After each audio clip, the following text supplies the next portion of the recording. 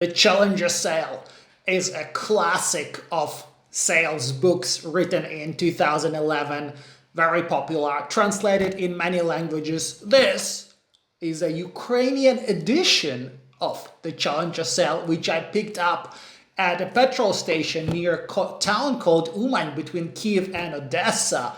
And right now, Ukraine is in the middle of war with Russia, like 6 months in the war. And out of 12 books that you can find at a small petrol station in Ukraine, you can find a Challenger Sale. Imagine how popular this book is and how valuable this book is for people who do business. So if you haven't read it yet, let me show you what's inside so you can make a decision whether to read it or not. So, two things that set this book apart. First thing is that it's written on the executive level. It's written for executives. It's not about kind of nitty-gritty tricks and tools and tricks that you can do when you're selling, but this is overall strategy for a company, for a big sales organization, or overall strategy for your business, how you want to sell.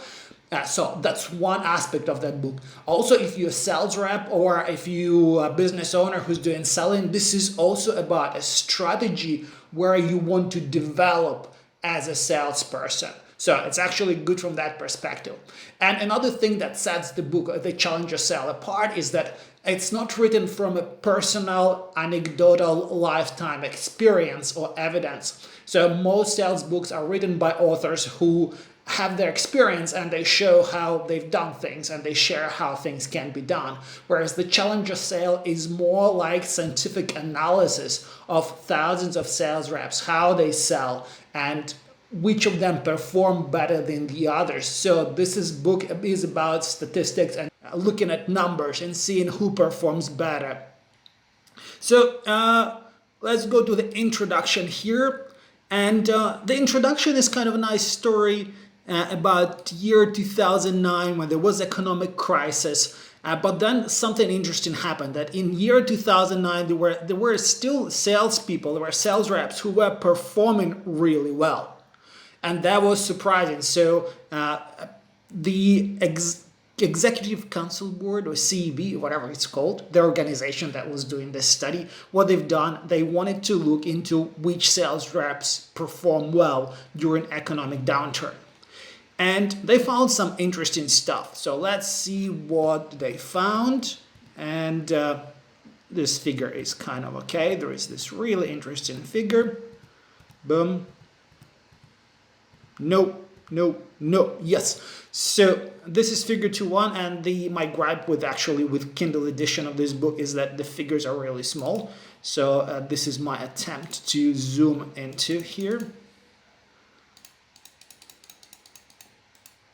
So the authors of this study, they set up their questionnaires and they split salespeople into 5 categories. The hard worker, quite self-explanatory. The relationship builder, it's someone who we think would be performing best. The one who looks after their customers. The lone wolf, also very easy to imagine. A salesperson who just keeps to themselves, does some magic, things come out of there. Reactive problem solver, again, always communicates well with stakeholders and ensures all the problems are solved. And the challenger. Now, just so you don't get appalled at this idea of the challenger, challenger is not a person who is straight in your face, aggressive, assertive. There is further explanation down the road who the challenger is, how they behave. But just to get an idea, challenger is a person who is actually believes in themselves, understand what customer is going through, understands customer situation, and is not afraid to tell the prospect how things can be done better. So instead of agreeing very easily to what customer is doing or what the prospect is doing, the challenger is just telling him, hey, there are better way of doing things. So that is who the challenger is. And also the challenger creates that tension and guides the prospect, the customer, to the successful outcome in the customer's interest. So it's not about aggression, it's about assertiveness. So that's one of the main figures here. So that's how the authors of the book split this group. Now, let me see what's the second point. Let me just go straight to figures. So this is figure 2.2. Yeah, so here in this figure 2.2 of the Challenger sale, this is the major surprise, the major unexpected outcome of this study is that when we look at the percentage of high performers, and look, these charts are a little bit difficult to look at. Like I'm a scientist, but I still sometimes struggle at looking at them. But the right side, the right bar is percentage of high performers, and the left side, the kind of lighter gray, is the percentage of poor performers. So the percentage of high performers is the highest among the challengers, slightly lower among the lone wolves, and extremely low among relationship builders, lower among hard workers. So what this chart says is that, look, the Challenger sales reps, they are the top. The percentage of high performers is the highest among the Challenger sales reps. So if we want to increase our own performance when we're selling, we should strive to behave like a challenger. If we have if we work in a sales organization, if we manage a sales team or we manage a sales organization, we want more of our reps to be and behave like the Challenger sales reps. This way we can increase the efficiency of our sales organization. Now let's look at the next figure. Here you go. So figure 3.1 is what do actually these Challenger people do? What's the behavior there? And what they do, first of all, they create constructive tension. So they guide the interaction in a certain direction, and they do 3 activities. They teach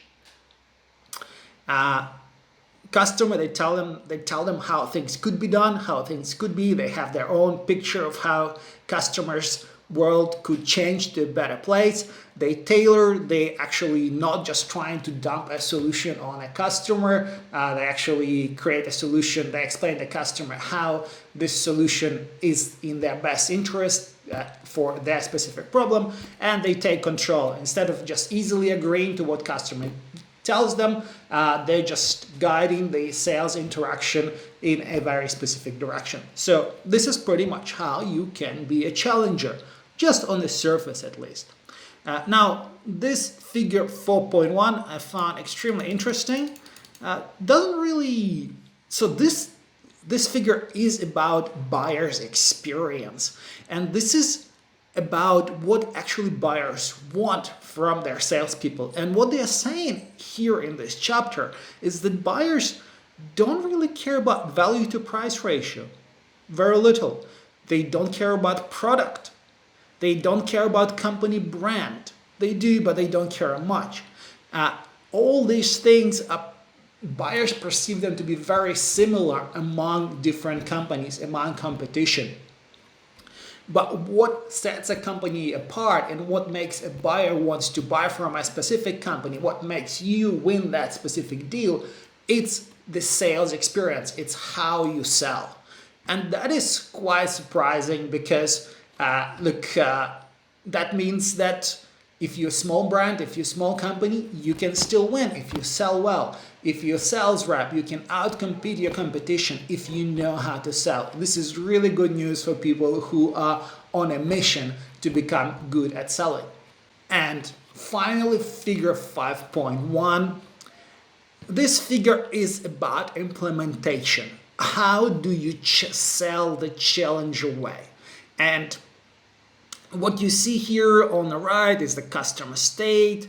On the x-axis, on the y-axis is level of customer excitement, and we just following the sales interaction. I guess it's linear. When we just meet, it's neutral. Then we just start commercial teaching, show the customer that they have a problem, how the problem can be solved, show our opinion of the problem, tell the customer that they are in trouble, help them understand how big the problem is, create emotional impact, and so on and so forth.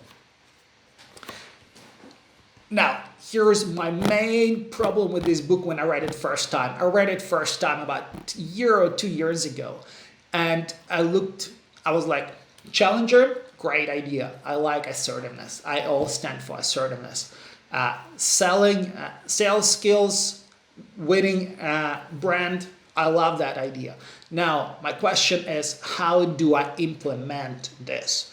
And the only idea about implementation here is this figure 5.1. And you're like, what? That's it?